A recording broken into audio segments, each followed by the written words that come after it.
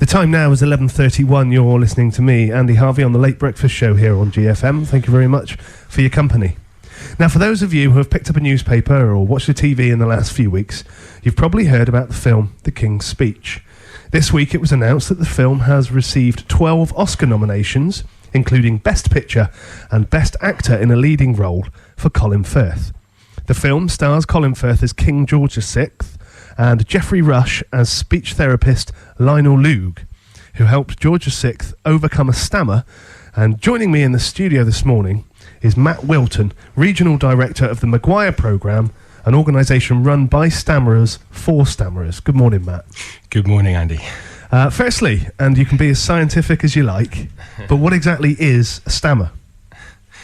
Okay, what is a stammer? Well, a stammer is basically a lack of airflow coming over the vocal cords. Okay, and a stammer normally means that you have problems with the first sound.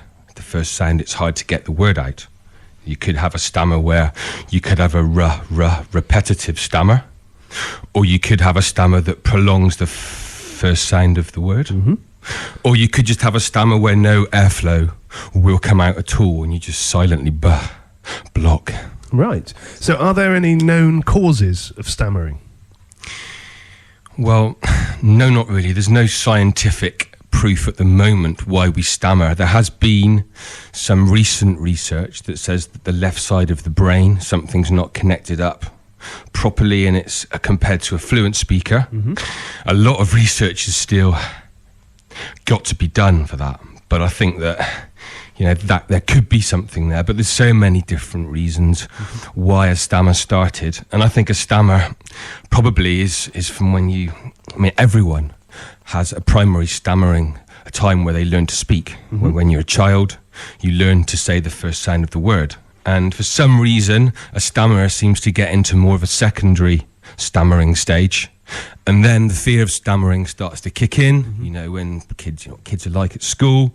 If other young people start to notice you've got a stammer, and the pressure increases. And the fear grows and builds. So is it something that that you can grow out of? Is it something that maybe affects you in your early years, and that as time goes on, and when you grow up, you become more naturally more confident? That you can just grow out of this condition?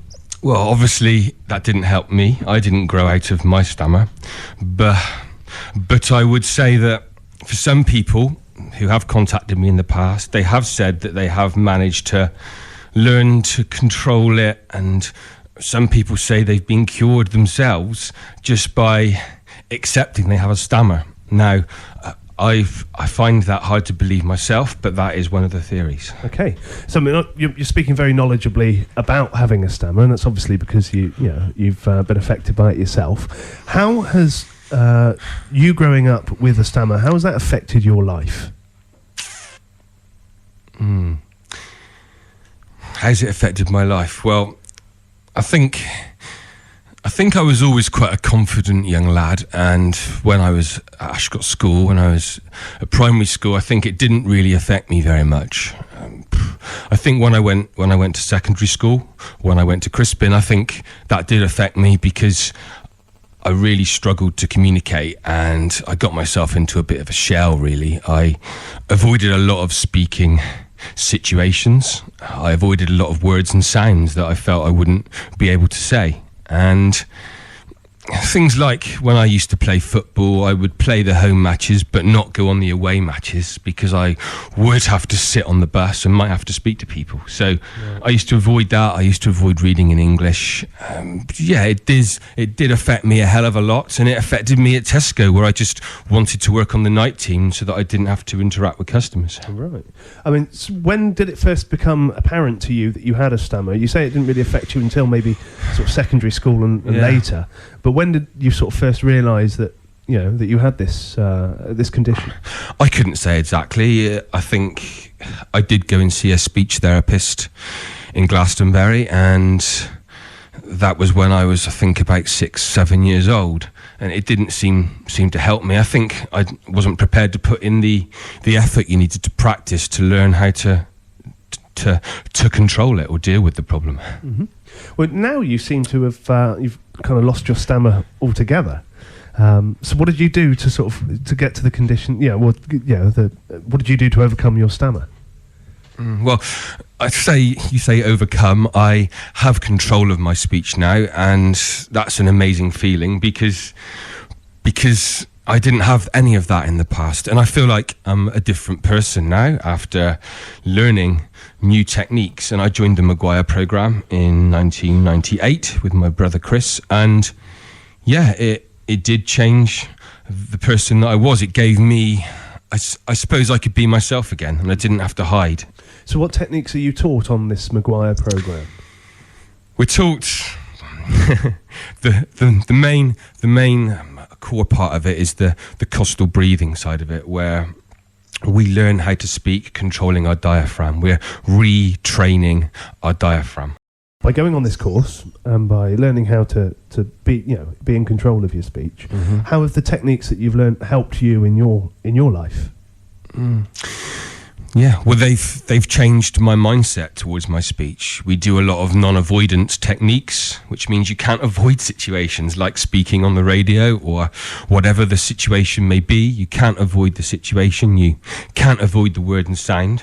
You've got to go for it. You've got to be assertive. And this technique is like a sport, learning a sport or a musical instrument. You practice it and you practice it until you get really good at it in the practice, and so you can take that into the real world, into the real pressure speaking situations. I see. So have you seen the film The King's Speech? Yes, I did. I was lucky enough to go and see it at Westminster in November. So November? That was good. Yes. Excellent. Yes. I had a little look at it then, so that was brilliant. And what's your what would you say is your opinion of the film and how Colin Firth portrays this stammerer? Well, I think to the general public it's going to come across really well, as if I think it shows the listener, it shows the watcher exactly how it feels to have a stammer. So when you're seeing the film, I mean, it's the first time that there's been anything like this, where there's a bit of humour in the film, but it's quite a serious film, and it does come across in that way. And I think it's going to make people realise how hard it is for people that stammer, sure, and more than anything else. Yeah.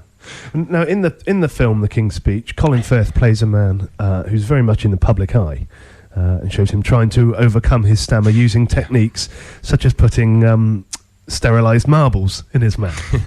And I would imagine that being a well-known figure adds more pressure to overcoming your speech problems.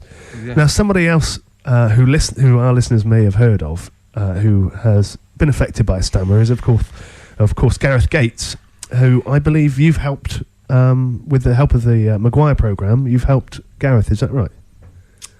Yeah, I've done a lot of help. I've helped him a lot with whatever TV programmes he's been on and whatever interviews he's had to come up against. And yeah, he's done very well. He's not just representing the McGuire Programme when he's speaking. He's spreading the word for people that stammer, that they can, just like the King. You know, if the King can speak in front of the world on the radio with an out of control stammer, then there's no reason why there's a young person at school right now that can't do the same.